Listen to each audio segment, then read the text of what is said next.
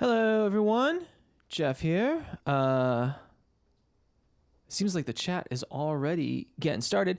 Sorry if there was some confusion there. Sorry that I got a couple minutes behind schedule today. I hope everyone is having a good day. Glitch, do we think? No, I don't.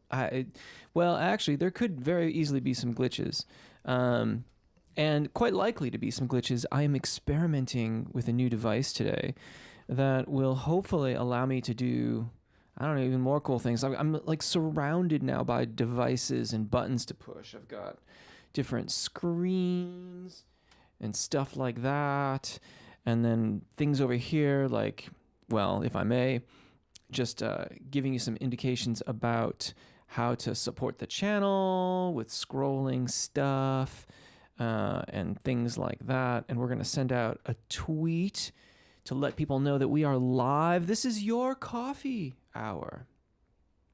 I mean, kind of. It's sort of our collective coffee hour in that this is the time that I come on the channel live, I don't ask questions. I mean, I do ask questions, I guess. I often ask questions for clarifications and things like that, so I can help you with singing and whatnot.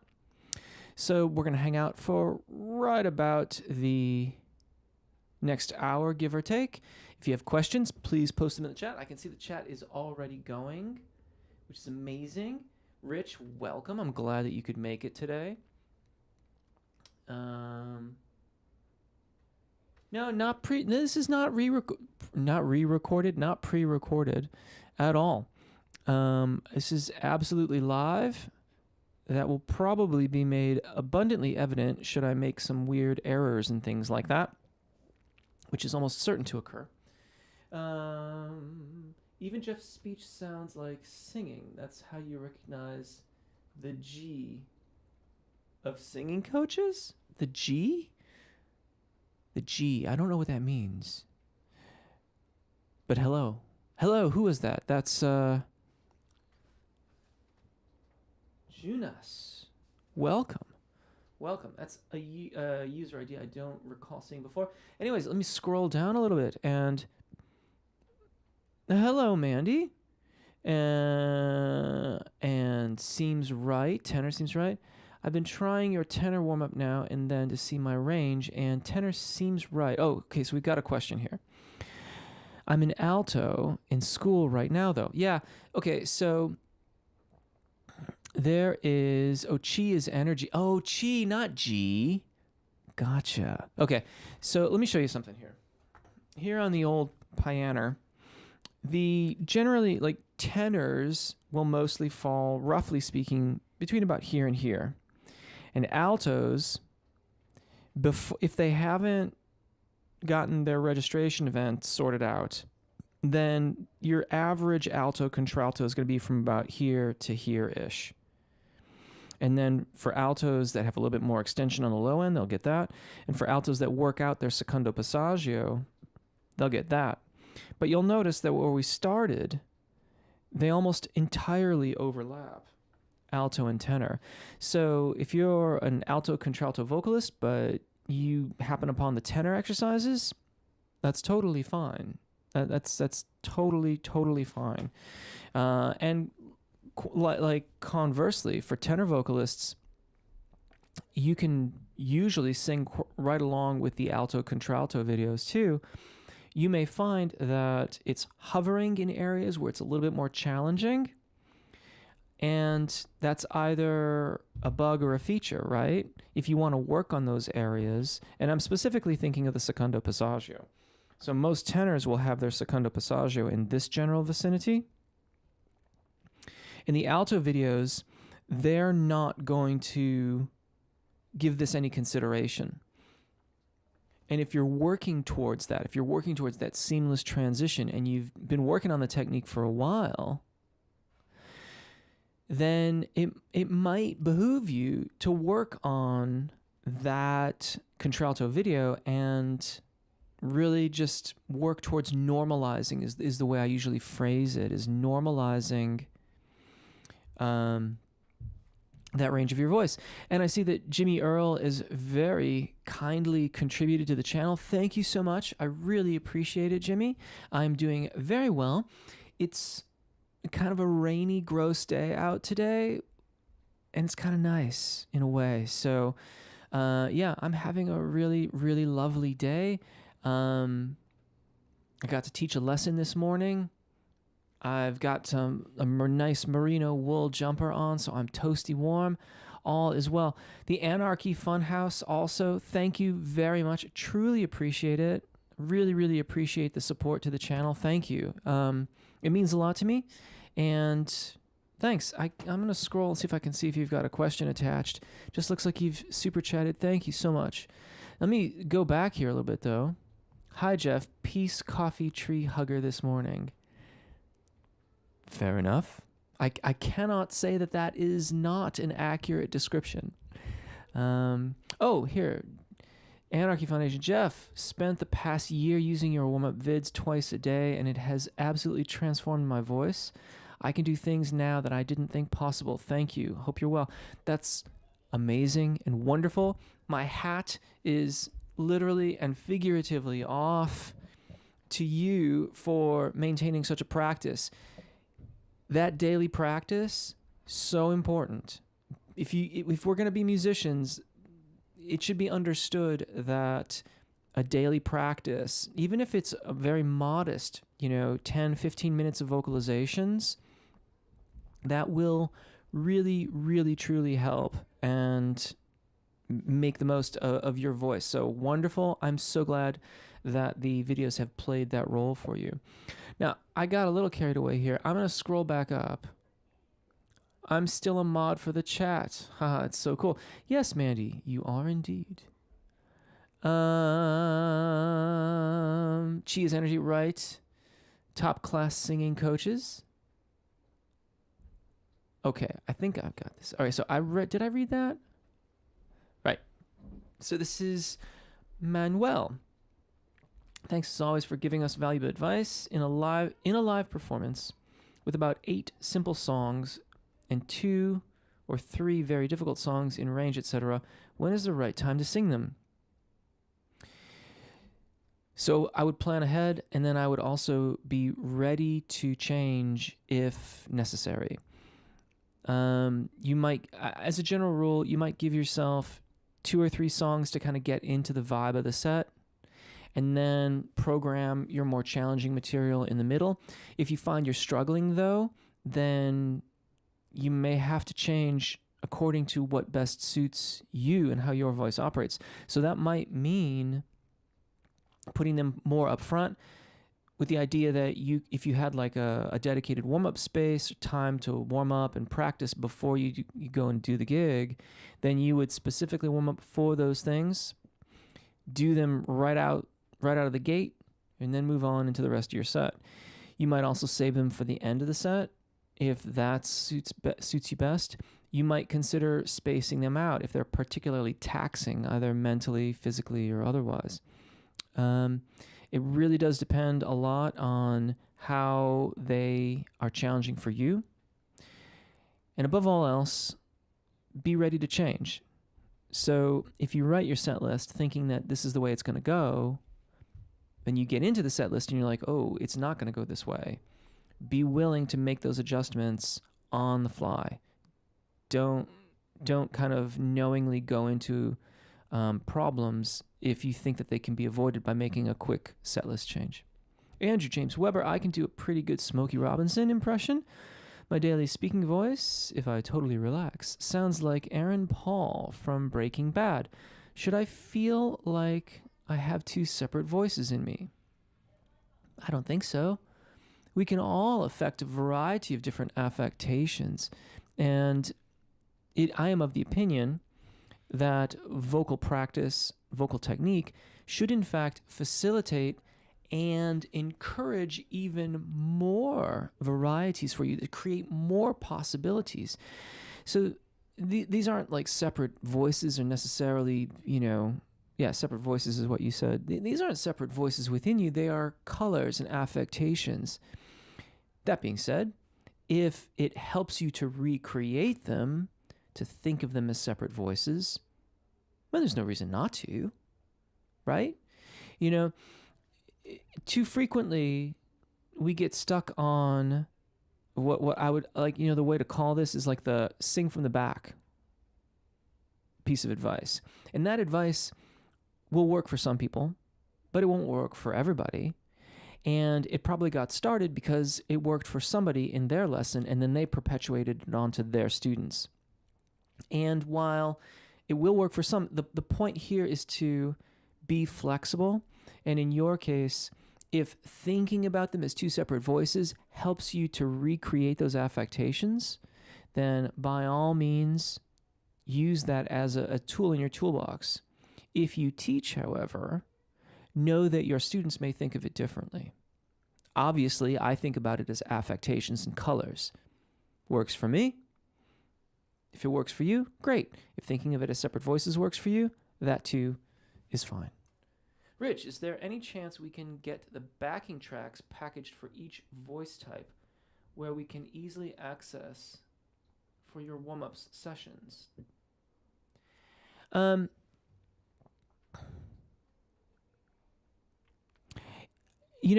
don't know if you know this or not. Like, I'm on Patreon, and I release all of the audio from my YouTube videos as of it's either 2017 or 2019. I think it's 2019. So going back all the way to 2019, I've been releasing all of the MP3s, all of the audio from my YouTube videos on Patreon. And if that's what you mean by backing track, it would still have like my directions. So like use these vowels and stuff like that. But it all goes out via Patreon. I don't want to seem too weird about this, but I just want to test this thing out and see if it works. So I don't know if that did anything or not. It was supposed to send out a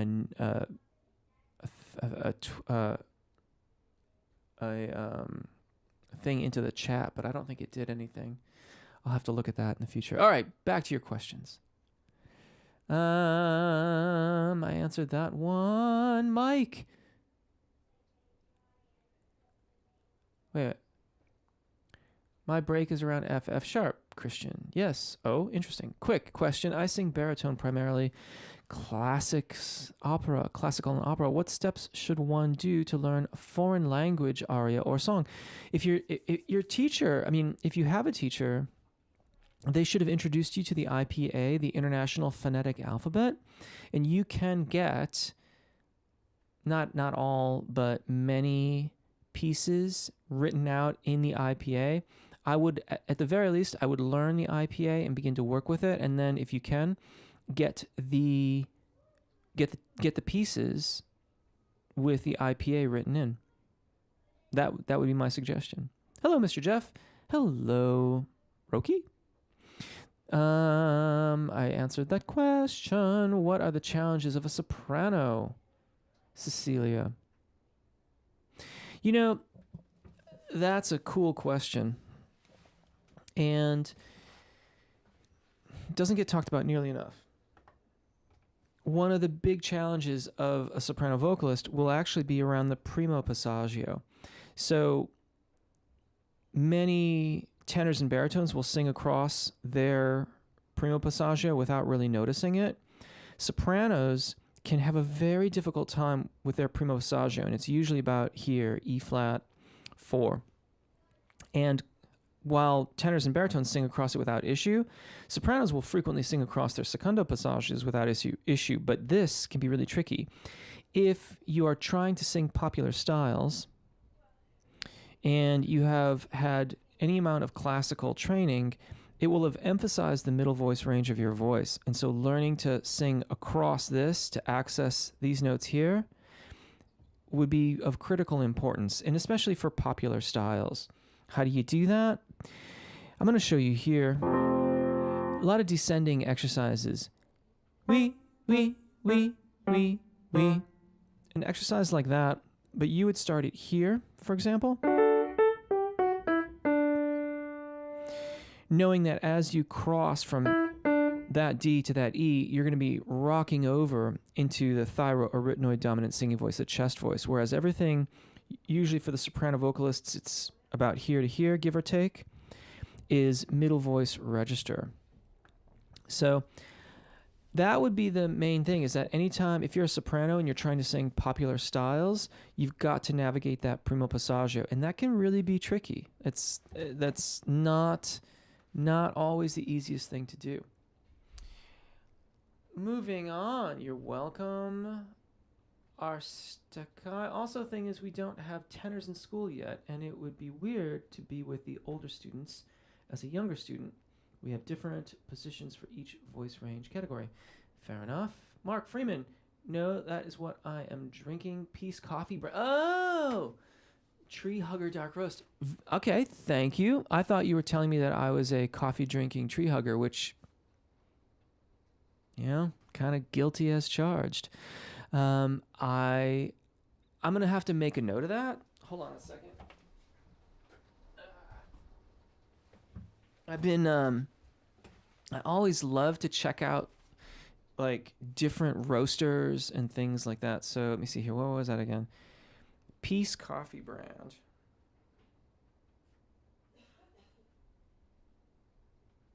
Tree hugger. Cool. Thanks for that. I will check that out. Joni, how do you deal with singing a gig with sore vocal muscles?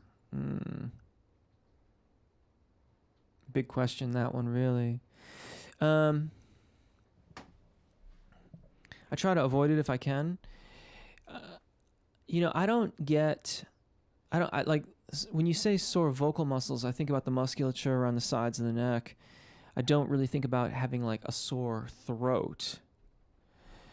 And I would treat those two things differently. With the sore vocal, like the sore musculature around the sides of the neck and things like that. Well, one, it's been years since I felt that. And it's not that that's uncommon. It's just that I think of it more as a phase that we go through. And having gone through it, if you continue to maintain your instrument, it's not likely to come back again. One thing you'll notice, you may notice me doing it a lot. Whenever I vocalize, I'm almost always moving my head. If, for example, you're experiencing those sore muscles because of like neck tension and things like that, then that may help to keep the musculature loose. If you are, on the other hand, experiencing a sore throat from either talking or other uses of your voice, that maybe, like if you're yelling or you spend a lot of time in clubs where you're talking at a high volume or talking on the phone a lot, then that can be trickier, and it's much, much better to think about prevention in running up to the performances or in general than trying to fix it when it's time to do the gig. If you have no choice in the matter, then it depends on the level of irritation and discomfort. A lot of times when I'm gigging, I'm usually playing guitar or piano, and so if I have to, I'll change keys to accommodate different ranges if that's the problem. If my voice is so tired or irritated that I can't vocalize over my secondo passaggio, then I would prefer to cancel or reschedule than I would to do the gig. Because if you can't vocalize over the secondo passaggio, vocal rest is really what you should be thinking about. But if that's not an option, then I would change the keys or eliminate repertoire from the set list to avoid the secondo passaggio, so that I would just keep everything, for me, probably, depending on the level of irritation, maybe D4 and below. That's very limiting. Like, I don't have a lot of range going down, so that's just over an octave of range for me if I limit myself to D4 on the top end. And you have to really choose your repertoire carefully. You have to be willing to make adjustments to the melodies of things, if necessary. Yeah, I mean, those are just some of the ways. If you want to elaborate on that, I'm going to be here. We've still got like a lot of time left. If you want to elaborate, maybe I can answer more specifically what you are kind of asking me about or getting at here. Where are we? What types of exercises should I do every day to improve singing? Pitch, breathing, for how long? Good question. I'm going to mute for a moment.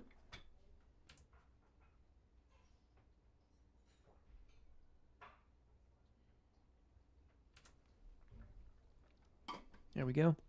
It's probably not as bad with the mic on the stand as opposed to the lavalier mic anyway, but whatever. Don't want to glug, glug, glug in your ears. That doesn't seem very civilized.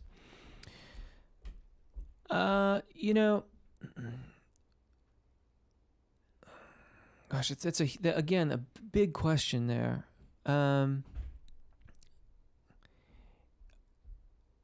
Ideally, you would look at what it is that is like what are your challenges? What are the requirements of your repertoire that you do not have as full access to in your technique as would be beneficial to said repertoire, and working on exercises specifically for those things. In general, I would also have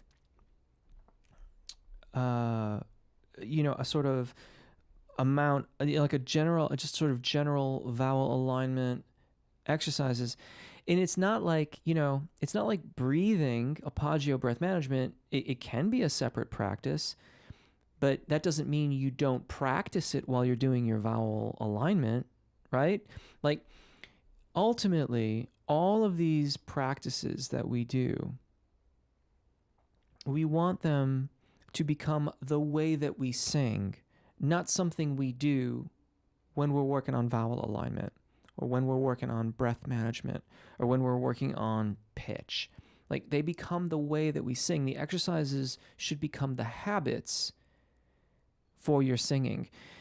So what the best way to use that practice time would be to identify what aspect of these techniques is going to benefit you personally the most, and work on that while also doing your vowel alignment, while also doing your arpeggio breath management, and keep looking around, keep cycling around. When I'm teaching, I often say, like, we're working on vowel alignment, we're working on arpeggio, we're working on registration event practice, and then we keep going round and round and round until they're all working together. Great question. And thank you. I see that there's been another super chat. I truly appreciate the support. Thank you very, very much. Good day to you too, Jersey Love Steph. I'm a tenor. I'll go to the school. Groovy, Christian. Jersey Love Steph, I'm going to make a delivery. I'll be listening. Thank you for doing these live chats. You're very welcome, Jersey Love Steph. Very, very welcome. I hope your delivery goes smoothly and without issue. Not sure if it's Jan or Jan. I'm singing in amateur student choir. One of the practices we do is consonant sounds like b, g, d, with a slight build-up inside. Is this to engage the support? Could you explain what it does? Sure. So for one, those consonants are creating a little bit of back pressure, and that back pressure will do two things. One, it is building up a little bit of engagement or support. So there's that. But because it's closing off the outflow of air, it's taking the lips in this case, like when you go bub, bub, bub, bub, bub, the lips are taking the weight off of the vocal folds, the weight of the air column off of the vocal folds, and this allows it to change shape more easily.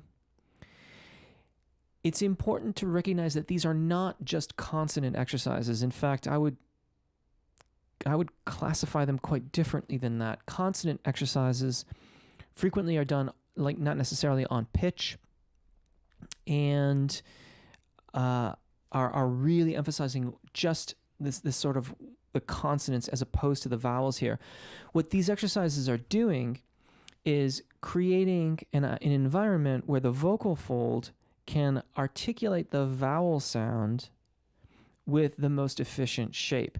So you're going, you're holding that airflow back with the lips here, with the b sound, or I can show you ga in a second too. But that b, b, b. And the vowel there is that vowel, right? Bub, bub, bub, bub, bub. Bub, bub, bub, bub, bub. Bub, bub, bub, bub, bub. Use the consonants there, but know that the real thing you're looking at, what you want to listen for, is the quality of that vowel.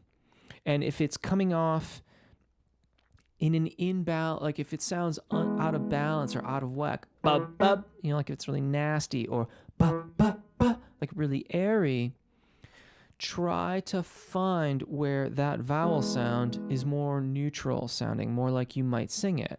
Bub, bub, bub, bub, bub. Bub, bub, bub, bub, bub.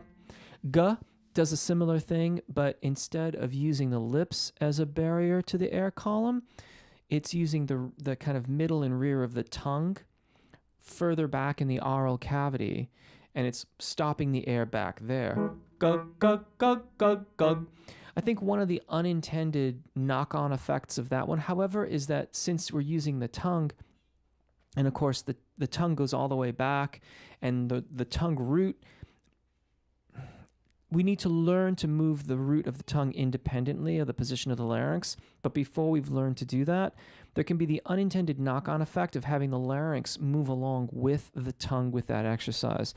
So you may try to notice that. You can lightly monitor your larynx with your fingers. You're just touching, lightly monitoring. Okay? Lightly, allow me to kind of reiterate that once again, lightly monitoring there. And if you find that your larynx is bopping around a little bit, see if you can keep it a little bit more in a neutral, lowered position and keep it from bobbing all over the place. Duh, duh, duh. Again, using the tongue as opposed to the lips. I would much prefer to use the lips. I've used the we exercises in the past. I don't do that very frequently these days. But yeah, that's what's happening with those exercises. I mean, I know your choral director is the one calling out the exercises. I guess I'm just expressing my own preference for the B sound. Thank you again. There's been another donation. I really appreciate that. Thank you so very much. I really do appreciate it. Mandy, any advice for increasing resonance and rounding out tone? You know how I'm always working on warming up my naturally very bright tone. I do so enjoy the Angie exercise for this. So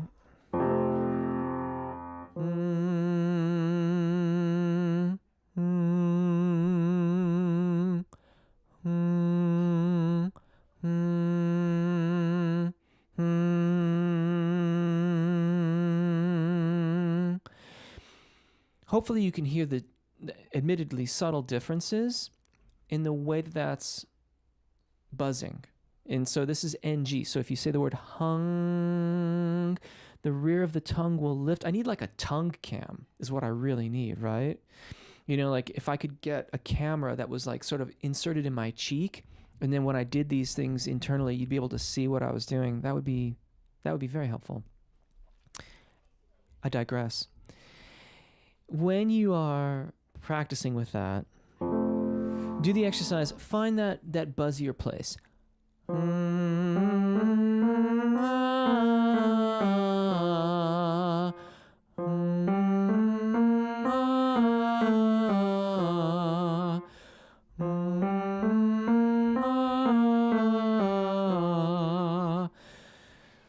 Adjust the kind of buzz that you're hearing when you use the NG exercise, then release to ah.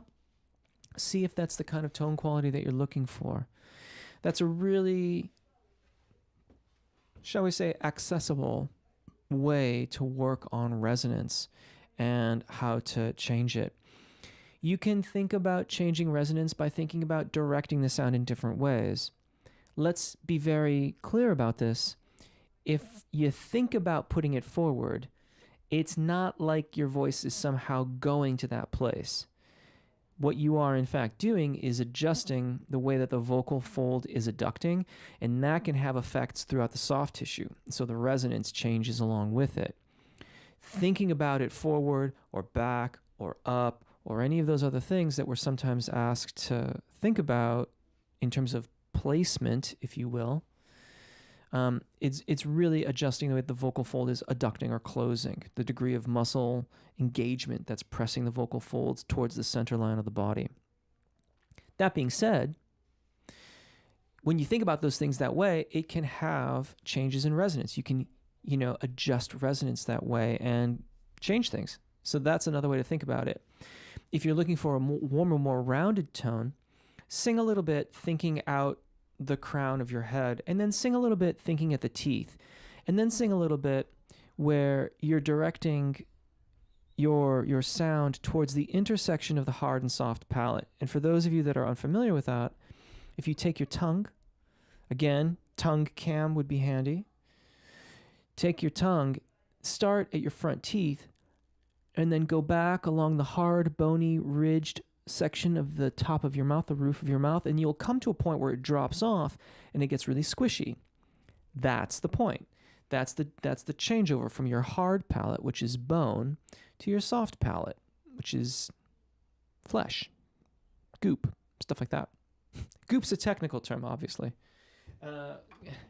Not at all. Okay, hold on a second here. I'm gonna take this off, and then I will mute.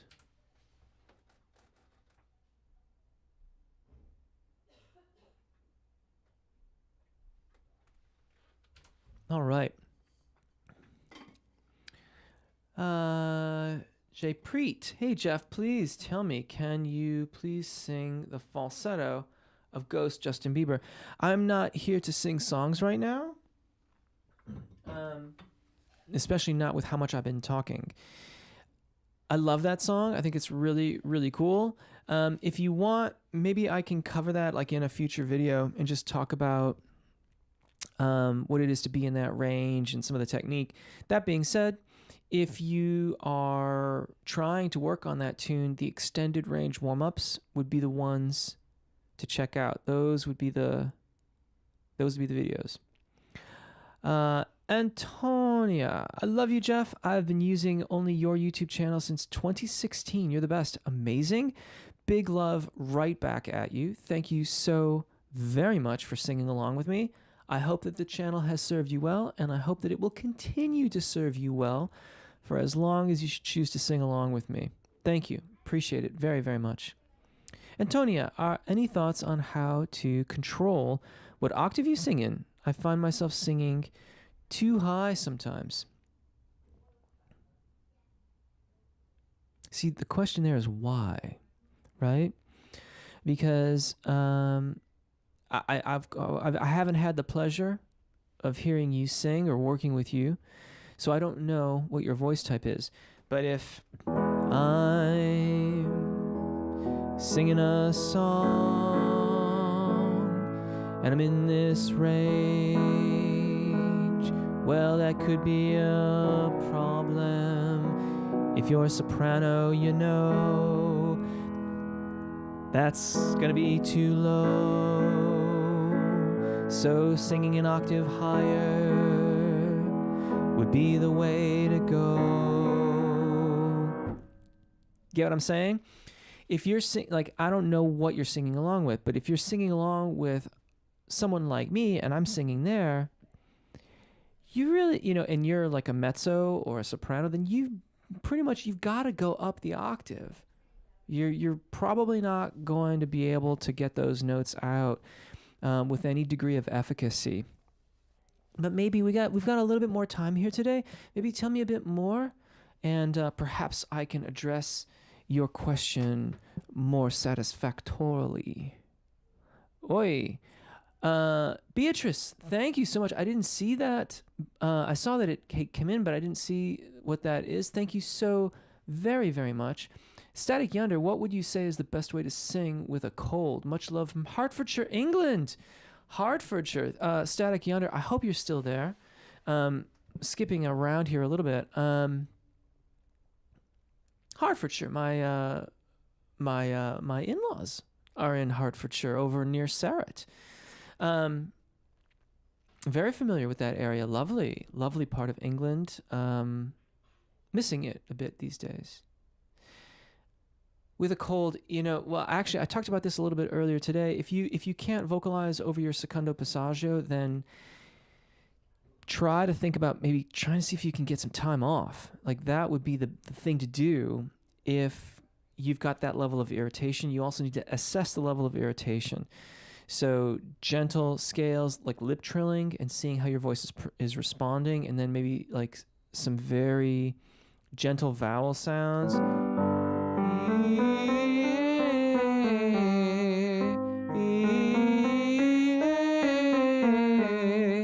Approaching your secondo passaggio. If you really don't have a choice, then gentle. Maybe allow for more cricothyroid dominance as you're approaching registration events. And if you have control over a key and repertoire, then I would change keys as necessary and change repertoire as necessary to avoid anything that is going to go too close to the secondo passaggio, just because we don't want to exacerbate that irritation any more than is already there by whatever you have going on. And it goes without saying, if you're getting laryngitis, if you're losing your voice, then singing is really not what you want to do. Like, you want to be able to rest, and it's in those instances where canceling. I know that's no fun, but unless you just really have no choice, then I would look to trying to cancel or reschedule. I'm looking for the last question. If someone's you're a tree hugger, dark roast. So fun. I am a tree hugger, dark roast. Oh yeah, this mic. I'm sorry. Thank you so much for mentioning that, Mark. This oh, thank you, Mandy, for posting the Patreon link. I totally forgot it. Yeah, this is a KMS 105. It has a hypercardioid pickup pattern. And so you'll notice, like, the minute I move off to the side, it will drop off precipitously, especially if I'm talking front ways instead of talking at it. That's one of the really great things about these mics. They're amazing stage mics. Kind of expensive, worth it. But I will try to remember that. I try to use mics on stands when I can because they sound better, and I tend not to like yell at the computer screen. Okay, there was that one. Hi, Jeff. Thank you for your great videos. I have a quick question. What's the best exercise to darken any soprano voice? Okay, so there's really no catch-all rules to these things, but I did talk about the NG exercise briefly a few minutes ago, and that is a really good way to assess resonance and work on color. So when you're practicing with that exercise,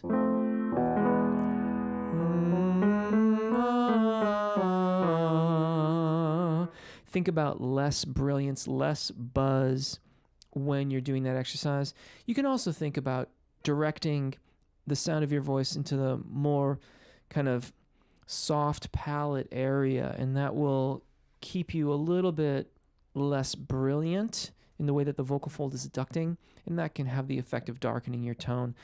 But really, if we were to remove all of that brilliant resonance entirely, you wouldn't sound dark, you would sound dull. It wouldn't sound right to us. So you do have to keep some amount of that in your voice, unless you're doing something like a specific kind of voice for, a character or something like that.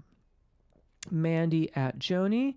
Mark Freeman, I have a vocal part similar to Bill Withers' Lovely Day.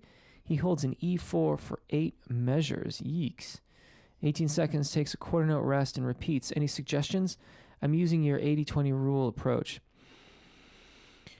First thing that comes to my mind is how you're balancing out your voice. If you are, you may have to, and I don't know what the dynamic requirements are, but probably, I don't know if I've ever heard that song.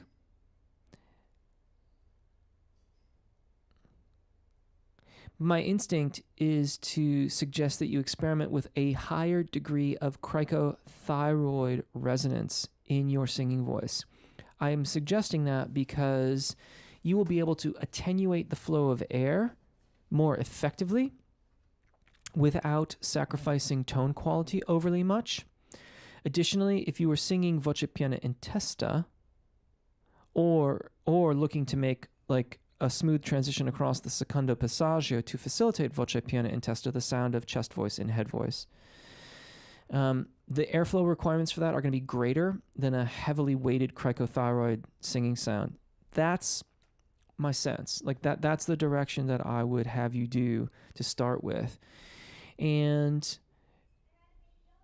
you want to also very carefully consider the phrases that precede the first held pitch. Make sure that you are well into the 80-20, like you're quoting my 80-20 rule there. Make sure that you are firmly at 80% when you start that phrase. Thank you again, Mandy, for posting my Patreon link. Truly appreciate it. Sharon, FYI, there's a problem with the latest Patreon video. There's an error on the page. Oh, goodness. All right. Thank you for that, Sharon. I will... It should be... Oh, you know what it was? I was scheduling one, and then I had to delete it because instead of scheduling it, I just sent it out. And I thought, I could just let it go early, but then everything was going to get out of sequence, and I didn't want people to think like I wasn't releasing the MP3 for the video later on. So I quickly removed it and then re-released it, but I'll double check and see what's going on there just in case. Thank you, Sharon. I cannot hear you. Yep, talked about that.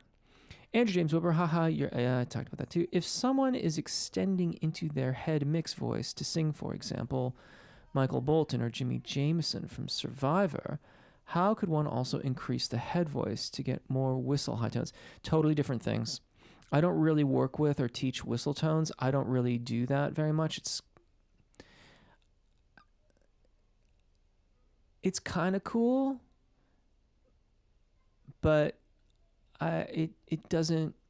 It is what it is. Let's just put it that way. But they're totally different things. When you're doing whistle tones, the epiglottis is in fact forming a narrow aperture over the vocal folds, and so the vocal folds themselves aren't vibrating for whistle tones. You're creating this whistle, like it's literally a whistle.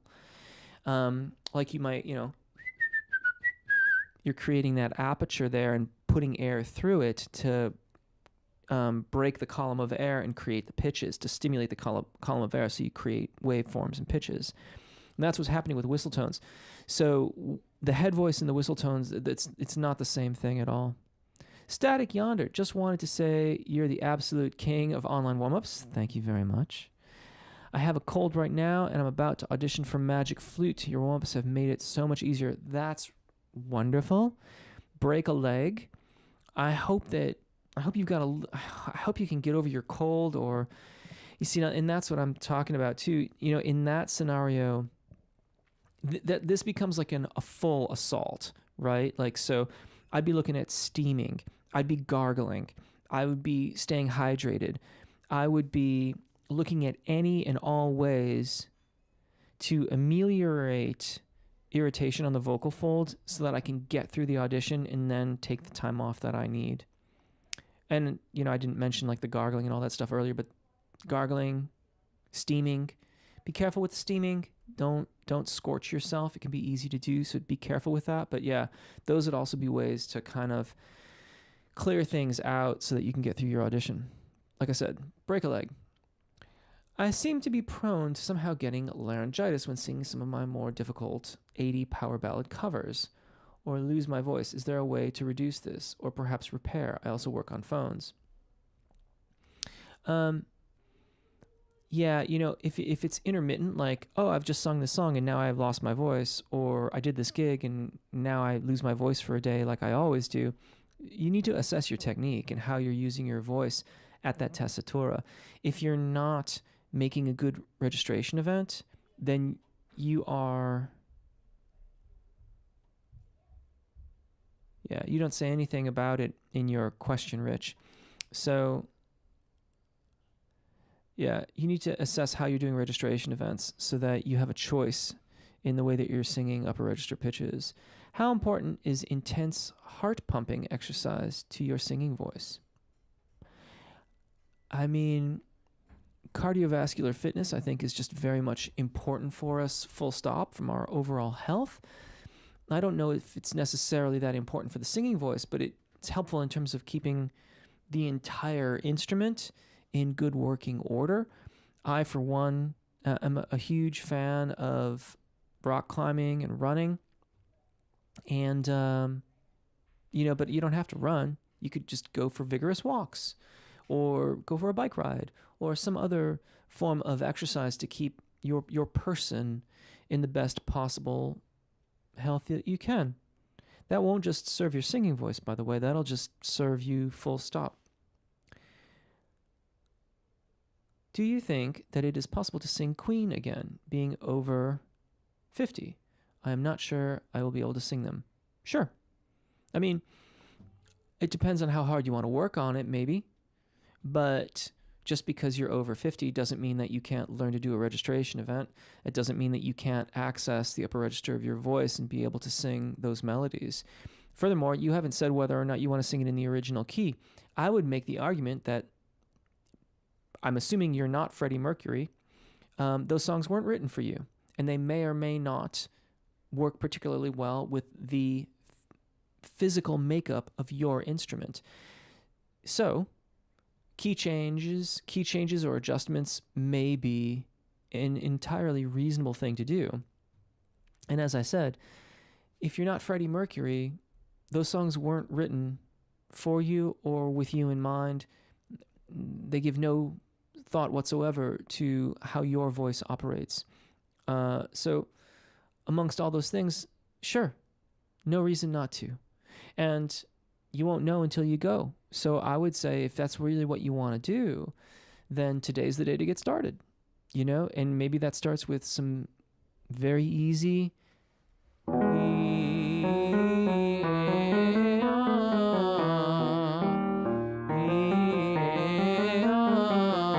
vowel alignment exercises just to get into the habit of singing again.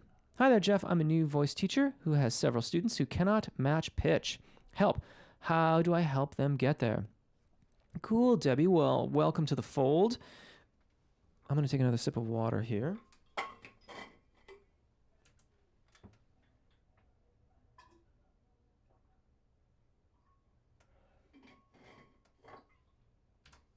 All right. Wide intervals. This is tricky with new vocalists too because you're dealing with limited range and an inability to match pitch. One thing you want to see how well they match pitch with you, if they can sing, in a register that you can vocalize in safely, versus matching with like the piano or a guitar. But for vocalists that can't match pitch, I usually start with open fifths and open fourths. We. Sometimes they won't be able to do them short. That's fine. Me. I'll do the fifth going up, and I'll do the fourth from the bottom. So, me. If they have to start there with that longer vowel sound with the M on the front, because they need the time to find the pitch, that's fine. Move them on to like wheeze and shorter syllables, as quickly as you can. That only weights the vocal folds for a very short period of time, which helps them find a better balance of airflow and vocal fold engagement. Once they start to get the hang of it, maybe sing less if they're matching pitch with you, and then just have them work with the piano, like where you're playing those intervals. And then move on to arpeggios. Working your way towards scales is the way that I go about it. The idea here is that if they can hear the difference between high and low pitches, then they have a kind of rudimentary level of acuity of hearing, and we have to gradually increase that hearing acuity, and along with that, we'll also increase their ability to match pitch and be able to sing effectively. Is it myth or truth that you shouldn't drink coffee with milk or eat certain foods before singing? Putting on a scarf when it's cold to protect the voice. I wear a scarf because I'm cold. I'm not cold right now, thankfully. In fact, I'm going to turn that off. But I do wear it too to keep my neck warm as well. Coffee with milk, I mean, when it comes to food and drink, with coffee, the heat of it is going to be more of an issue than the actual beverage itself. This is also true of tea. It's also true of like ice cold water. All of these things can have a deleterious effect on your singing voice. But the big picture here, the main thing, is that you have to experiment to see what bums out your voice rather than necessarily going with conventional wisdom or, like you say, myth, right? People will tell you that milk is bad for your voice before singing. For some people, it will be. For other people, it won't. Other people will tell you that you can't drink coffee at all. I can tell you that I drink coffee almost every day, and I try not to drink coffee and then immediately sing because of the heat thing, but so long as we stay hydrated and we're vocalizing effectively, the vast majority of these beverages aren't doing anything to our voices long term that we need to concern ourselves with. So you're going to have to figure out for yourself if that's working for you. Now, the one thing people will tell you about coffee with milk and sugars and stuff like that, or any other foods for that matter, like you can unintendedly consume a lot more calories and stuff like that. So you want to be mindful of that if that's something you're mindful of. And as for eating other certain foods before singing, same thing applies. I've been recently talking about how much I love hot sauce, but I'm not really eating it any longer because I found that it was creating more mucus around my vocal folds, and that was wasn't making it harder for me to vocalize really, but it just, had a bunch of static on the radio, if you get my drift, all gurgly and stuff like that. So now I'm not really eating much of the hot sauces that I do so enjoy. I've noticed with drinking coffee or warm fluid really helps relax my throat. And there you go. Like, different people will have different effects with these things. Can you explain contralto voice type? Sure, Jamie. Contralto voices.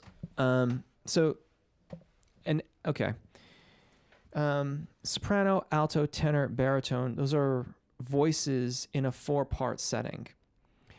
And frequently we use them synonymously with fox or voice types like tenor, baritone. But when you're talking about, generally speaking, female vocalists that have lower voices, they could be referred to as altos, but they're also referred to as contraltos.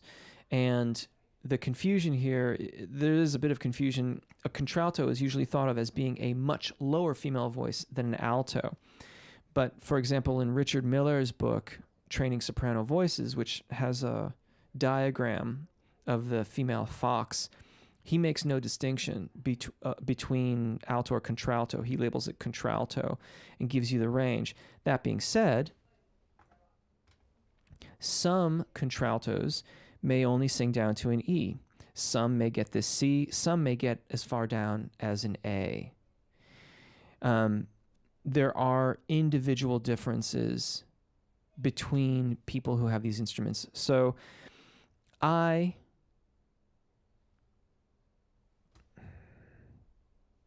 it's not to say that there isn't a school of thought there that's labeling them differently. And that's the thing, is that I don't know how every school of thought talks about that female fox, that lower female Fock.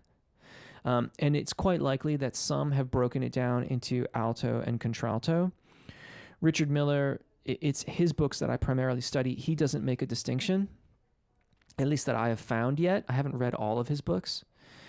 So yeah, contralto. That's what he's labeling it as.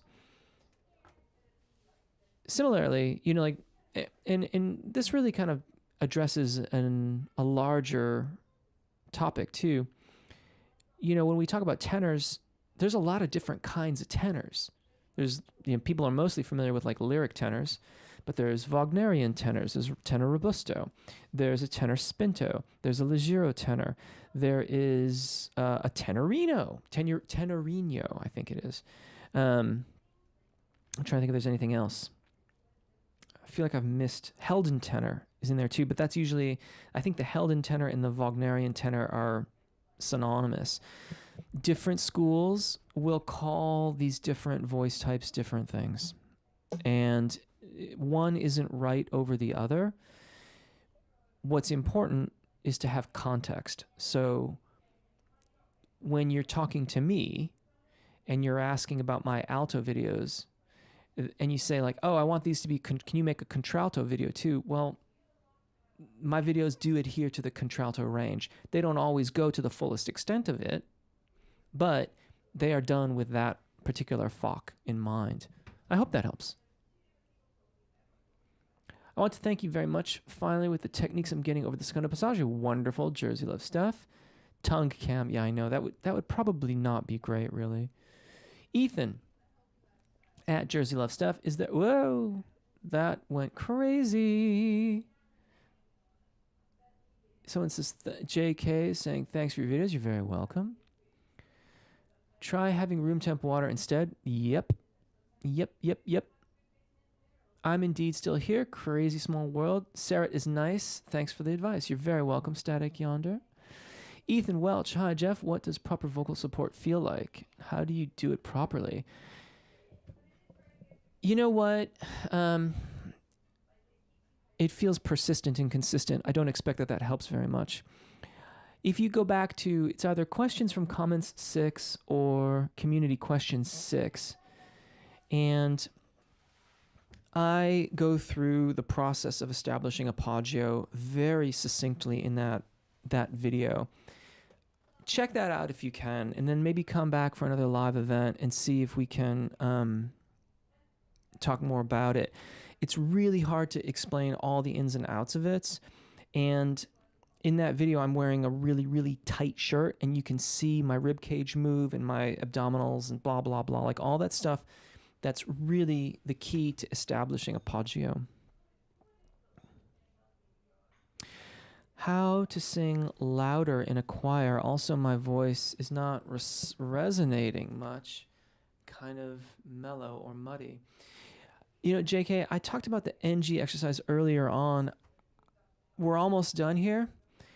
That's what I would suggest you do. There's also a couple videos on the channel for resonance, and I would investigate those. Those would certainly help. You might ask your choir director about it too. They probably can help you.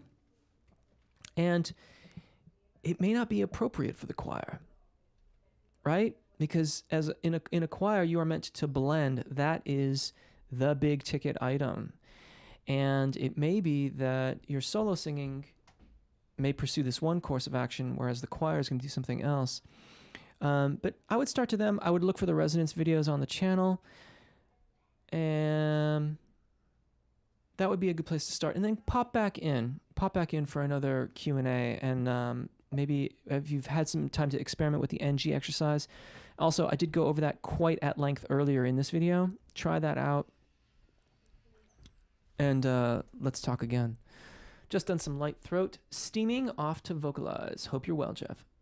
Have a great day, Static Yonder. I think you're probably gone by now, but have a great one. Nam, hi. Thank you for the $10 a month subscription to allow me contributing to your channel. Does that subscription give me access to download the MP3? Nam, I think you're on the RVC, Rolka's Vocal Community, which has a podcast as part of it. The MP3s are on Patreon, so they're two different things, I'm afraid. I wonder if we can tie those together somehow. I don't know. Anyways, now, if you want to talk more about it, I think you've emailed me in the past. Send me an email and let's figure out what's working and what's the best option for you. The RVC, the community that I have on my website, is really, really good if you want to submit like questions, audio, and video. And unintended plug here, folks, but that's really what that community is for, is to help people who want to upload audio and video, and it lets me listen to them and then help out as best I can. Folks, I'm going to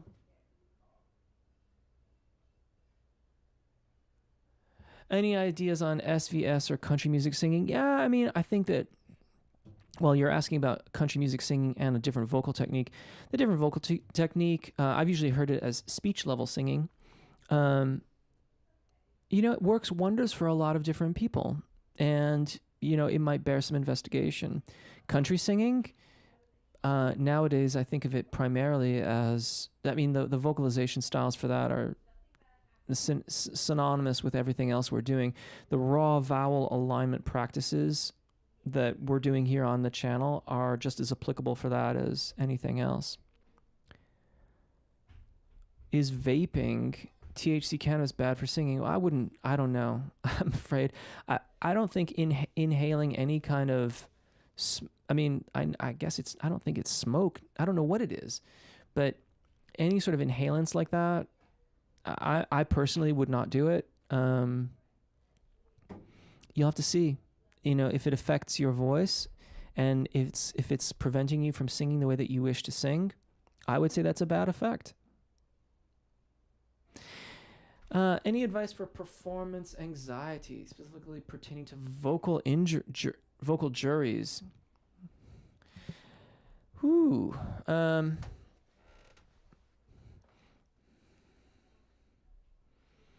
There's a lot on that.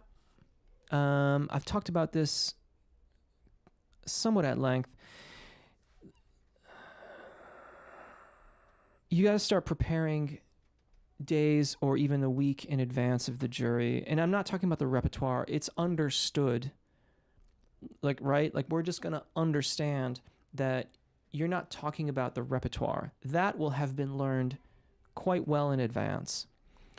The preparation I'm talking about is assessing your stress levels, assessing your sleep schedules and how that's going. Food and anything that's irritating your voice, anything that you're eating, drinking, whatever, that has any kind of effect that isn't good for your voice must be eliminated. You want to clear the path of anything that's going to distract you, prevent you in any way, cause any irritation, cause any kind of discomfort or anything as you approach the jury. You may schedule some mock juries. Maybe get some of your peers together and you could each do a mock jury for one another, and then just get into the practice of that performance. That's the thing with the performing arts, and speaking as a performance major myself, there was lots of group performances, but there were perishingly few opportunities of solo performances. And so in a jury situation, it's likely to be solo. You've got to find other opportunities to challenge that performance anxiety and perform in that capacity so that you're doing a solo performance. So juries of peers, maybe juries of only second related peers where they're not exactly in your studio, but they're still within the school of music that you're a part of, so that you can then get that practice of performance. Everyone, time for me to go today. Thank you so very much. A great live event as always. I appreciate your questions. I appreciate the support and the super chat and all that stuff. Have a wonderful, wonderful day. I will see you again soon. You got questions and things like that, do drop them in the comments here or elsewhere on the videos. I do see them all and respond as best I can. Have a great day. Take care. Bye.